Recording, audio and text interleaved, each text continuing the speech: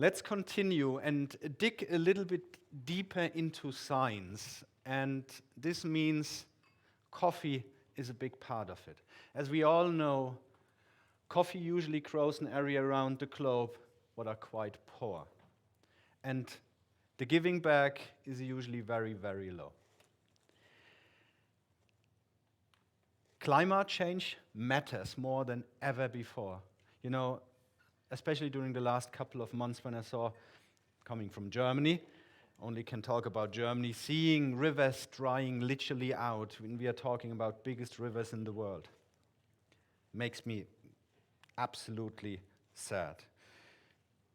Scientists are more needed than ever before, and specialists as well, because, you know, as we said before, we need to connect, we need to exchange. One side is developing, and the other one is doing craftsmanship with their hand. So, and this is the reason, coming back to the story of the coffee, why we invited Darrin Daniel from Cup of Excellence. What is Cup of Excellence? He will explain you anyway better than I ever could, but Cup of Excellence is an NPO, and this is very important. Non-profit organizations I strongly believe in, especially for the future, as a global community. So, I would like to welcome right now Darrin Daniel here on stage and Cup of Excellence. Great, thank you. Thank you. Thank you Pleasure. very much. Thank you. So I do it in the same manner as I did it before. I hand you over our stage and show us what you do on a daily basis. Excellent. Thank you Thank very you much. so much.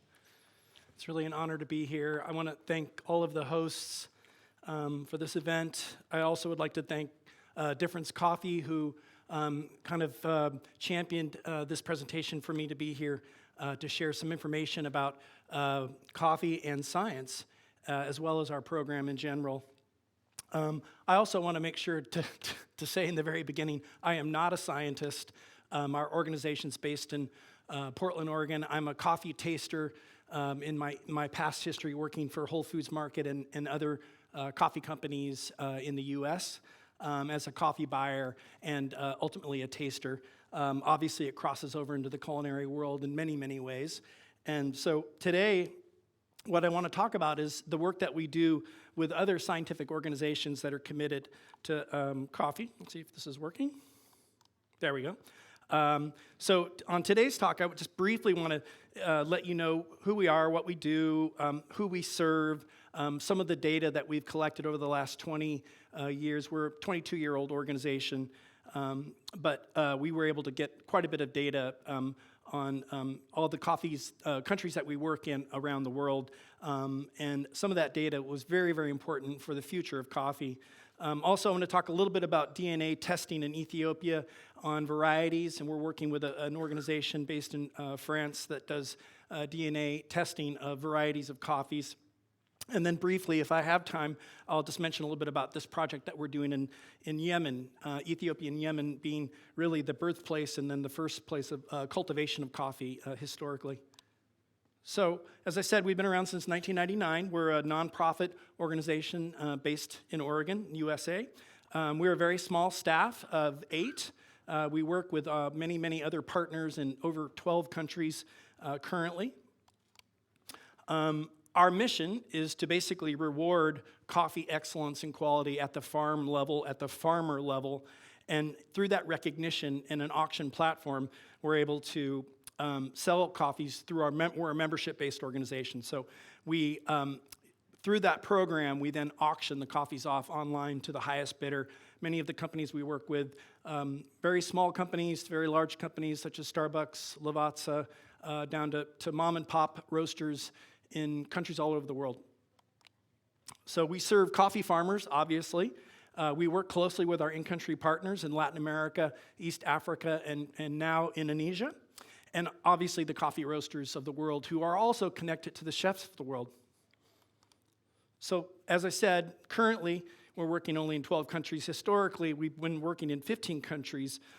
Since I've been with the organization for a little over 5.5 years, we've added a number of new countries, including Peru, Ethiopia, Indonesia, and also Ecuador. So as you can see, through these years, we've been able to raise $76 million in auction proceeds, of which at least 70 to 75% of those proceeds are going directly back to farmers in their pockets. So here we go. A little background, coffee is a commodified product, much like other products like corn and wheat. And historically, the price for the commodity prices of coffee are in green, you'll see below, have not been sustainable and are currently not sustainable. And in the future, it's looking very difficult for coffee farmers. If this trend continues, as we see since our inception in 1999, the other graph is the price per pound weighted average for all of the coffees, all of the countries, year to year over the years. As you can see, this is the weighted average. We auction off probably 20 to 40 coffees at a time, very small micro lots of coffee that we sell. But you can tell immediately that there's a big disparity. And you'll have another graph of the same. This is the historical prices that we have had as an organization over the last 23 years. We just did our Ethiopia COE program, and we fetched over $400 a pound for probably what would be maybe 500 kilos of coffee. So that particular farmer who won that competition has said it was total life-changing and something that within their currency system is just an extraordinarily high amount of money to make for coffee. When you think about that previous graph of the commodified market being at $1.50 per pound, these prices are obviously suggesting that people need to be paying higher prices for quality. Consumers need to know about that as well.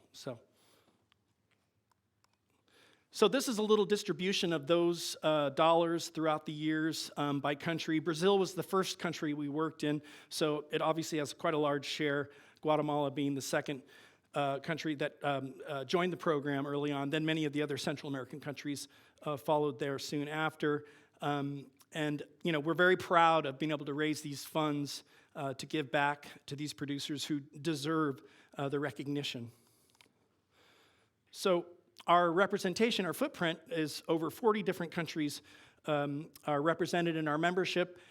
Historically, we have coffee companies like Stumptown Coffee Roasters in the USA, who I used to work with, Difference Coffee here, who's been wonderfully serving coffee to us for the last 2 days and tomorrow. And then Wataru, who's a leading importer in Japan that works with many specialty coffee roasters in Japan. And Japan being the largest buyer of all of the coffees that we sell through our auction system. And then obviously Lavazza, another big partner for us that we've been recently working with and very proud to be working with them.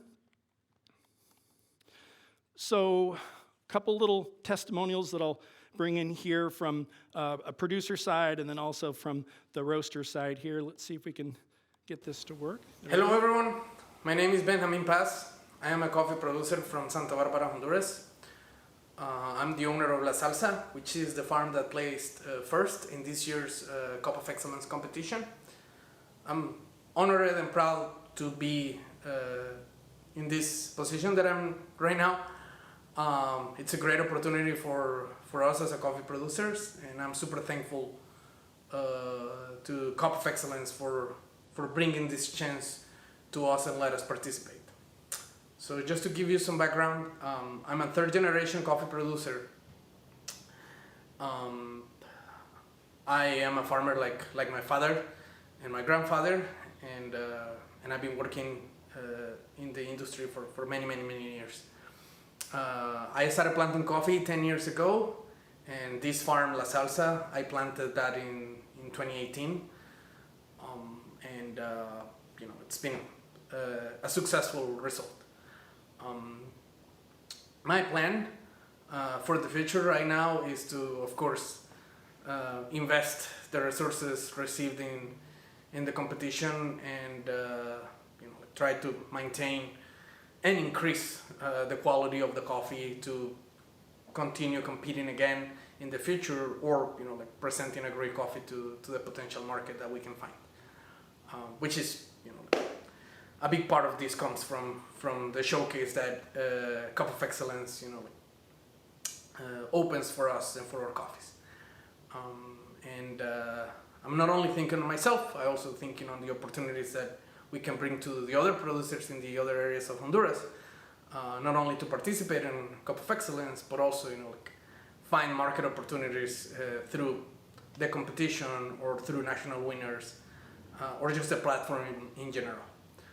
As I said before, I'm super thankful for this opportunity, grateful for having this chance, and I'll encourage neighbors, other producers in my area to try to do their best and participate and continue competing. That way they can find the same opportunities in the competition. So thank you for the opportunity, thank you for the space. I'm super grateful for this, and hoping to continue working to get better coffees, and yeah, I really look forward to the future. Thank you. Great. Just before I start the other one, I just wanted to mention Benjamin Paz, the gentleman that won this past year in Honduras, not only was the winner of Cup of Excellence, but also encouraged many, many producers in Northwest Honduras to enter the program, to improve their coffee quality. And now Honduras is the leading producer in Central America in terms of volume, but also quality as well. So this next one is from one of our members, a former board member, who is based in London and is an importer who works with coffee companies all around the world, but specifically Europe. Hello, my name is Stephen Hurst. I'm the founder and managing director of Mercanta the Coffee Hunters, and I just have a few words to say about the Cup of Excellence program, which I've been involved in since more or less it started in the year 2000. Our company was attracted to the Cup of Excellence more than 20 years ago. Our program was obviously seeking and searching for best of harvest coffees, which was aligned with what Mercanta does, and we experimented in the very first auction and have been involved in the program since that very early days in 1999 or 2000. I've been on numerous juries and generally find the Cup of Excellence program to be a remarkable achievement in finding best of harvest coffees from the increasing number of origins that it's now involved in. I wish the Cup of Excellence program success for the future, and all the best. Great. So I'm going to dive in real quickly to the subject at hand for today, which is food meets science, but coffee meets science. Coffee is packed with nutritional value, even though it may be debated whether it's a food or not. But what I had mentioned earlier is working with RD2 Vision out of France on some of the research that we've done by looking at the coffees that are entered into the program by variety, by altitude, by region, by processing. Coffee's a fermented product that goes through many, many different processes before it's finally shipped around the world. And so what we did is we identified some information about the early days of our work compared to what's been happening in the trends recently. And in the early days, we saw very few varieties being introduced. Bourbon being Ethiopian, heirloom being the very first varieties of coffees that came out of Ethiopia and then migrated over to Yemen. This map just kind of quickly shows you the early history of coffee movement once it left Ethiopia. It went to India and then to Indonesia and then back to East Africa in 1900. In countries like Kenya and Rwanda and Burundi. But in the recent years, what we have found through the research is that there's a lot of hybrid development going on in the scientific community that's really affecting coffee in a positive way for production, quality, even climate change resistance, but also intriguest varieties, which are varieties that have been crossed intentionally or accidentally. And we've seen an expansion of those coffees being awarded for their quality. What you can see here is the score, much like a Robert Parker wine score. We have a very similar system of analyzing attributes in coffee, and this shows you some of the scores on average over the 15 to 20 years that we've been able to accumulate this research. And you can see the movement of the Intriguest and the F1 hybrids, and then the other varieties that I mentioned a little bit earlier that were reintroduced back into East Africa. And the yellow is a Bourbon, which is another earlier variety. So real quickly, this just kind of shows you of all the 3,000 samples that we were able to examine that were entered into the program by country, over 3,000, we saw this interaction between variety, altitude, and other flavor attributes. Very important. Flavors, very, very important. So what we were able to find is that certain countries over the years had significant improvement in their coffee quality through the program and outside of the program, which is a very good thing for these countries that are trying to make value for what they're doing, for their living.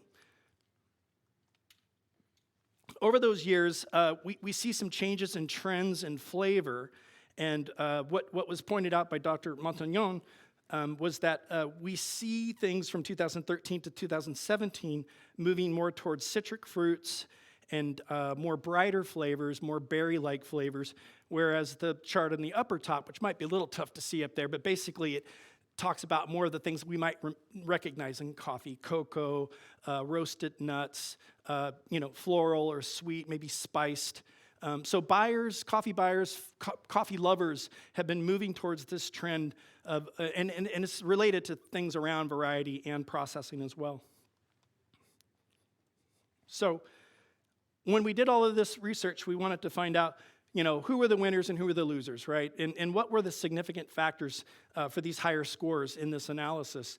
And what we found out was that actually there really weren't any losers in this situation. We do know that even if you're in a low altitude, which is very important for coffee production, or if you're not using intergressed or using intergressed varieties, or if you're in a given country, there are still opportunities for recognition and for excellence in the processing of the coffees. So other factors, like I'd mentioned, altitude, hugely important. And then the two other biggest factors are variety. And geisha, which comes from Ethiopia, it's basically an heirloom variety that somehow made its way to Tanzania, then eventually made its way to Costa Rica, and then actually in Panama. Panama's made this variety very famous. It's a very floral, sweet coffee, very, very unique. And also Pacamara, another variety that did quite well, very well known in Central America, primarily Guatemala, El Salvador. You'll see these varieties. But these were very, very important discoveries for us to find through the research that we did. Clear winners. So the main takeaways, impressive increase of scores over time and exponential prices, as I showed you earlier. That's a recognition in the industry that we should be paying more for coffee. Farmers need more money to be able to survive. And also these exotic new varieties that we're starting to see. And even recently now, there's different processing and fermentation, anaerobic fermentation, carbonic maceration, things that have been done in wine for years are starting to actually be done in coffee. And it's a very exciting time, very, very innovative time in the coffee industry. So as I said, RD2 Vision, who we worked with, we also did DNA fingerprinting in our Ethiopia program. That's in its third year. And we worked closely with the USAID and Feed the Futures program for sustainable development in Ethiopia as well as East Africa. And then also with the government of Ethiopia and the Coffee and Tea Authority, which is, sits underneath the Department of Agriculture. And what we found here was that we wanted to review the DNA, the varieties, because that had not been very well, let's say, researched in Ethiopia. And so we were able to get many, many samples to learn more about the varieties that exist in Ethiopia, which is the birthplace of coffee. So we built this database through the coffees that were entered into the program, did the DNA matching. We looked at historical information from the 60s in Ethiopia with our own research labs, and then crossed that with the new DNA research. And then when we thought that there was a scope of impact that would lead to the future, which could help the coffee industry in other countries, because the genetic diversity in Ethiopia is vast. I mean, like 97% of the genetic material exists in Ethiopia, and only 3% is in all of the other countries around the world that produce coffee. So there's a lot that we can learn from Ethiopia.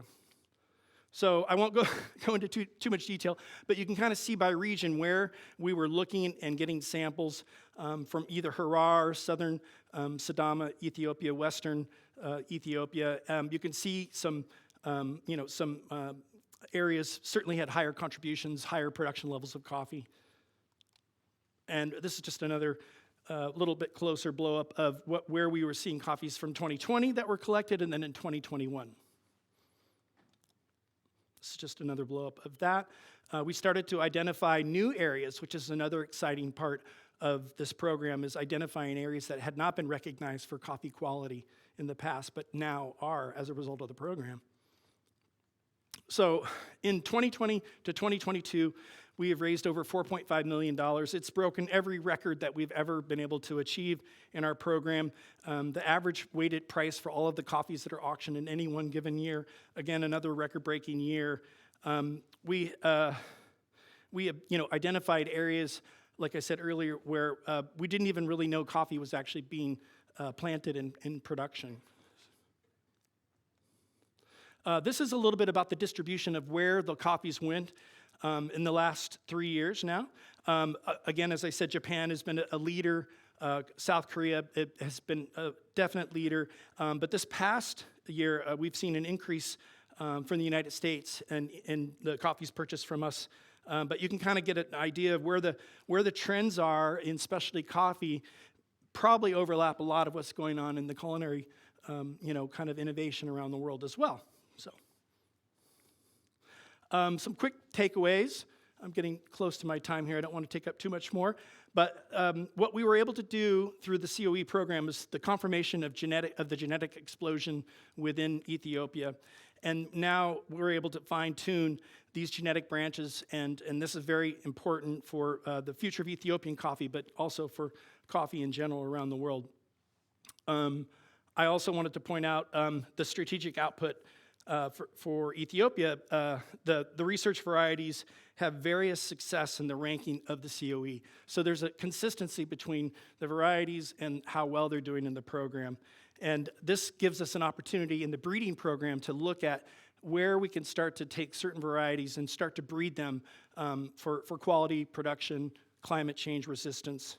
And then also in the scientific added value, we've seen the cultivated material in Harar, which we think is actually the very first place where coffee was from within Ethiopia, has a uniquely different genetic diversity than other regions within Ethiopia. So the worldwide cultivated varieties are genetically related to this unique genetic identity, which means that Yemen and Harar have the same genetic origin. So the coffees that were in Harar went to Yemen, and then that essentially changed the world of coffee after it left Yemen. So real quickly on the Yemen side, we are working again with RD2 on DNA testing through a private program. We do private auctions as well as the Cup of Excellence auction. And we did a number of testing in Yemen with over 500 samples. And what ended up happening is we found a totally new, what's called a mother population, a variety of coffee that left Ethiopia, went to Yemen, and then never left and had never been identified before. So through this program, we're able to find that this new variety is resistant to many, many different things that are hard for plants to survive, whether it's disease or other things. And so now we see another breeding opportunity in Yemen, which really, really could change and shape the future. Because many researchers think that in 50 years, coffee would be extinct in the current situation that's going on with climate. So a lot of this research really, really could save coffee. And we're just very excited to be a part of that because we are here to basically recognize farmers and help producers, but we also have to think about the big picture, right? So I just want to close by saying thank you very much for the time. If you're interested in learning more, you've got our hashtag there. You can take a picture of that and QR that, and you can learn more about what we do. And I just want to thank you all very much. It's just been an honor. Thank you.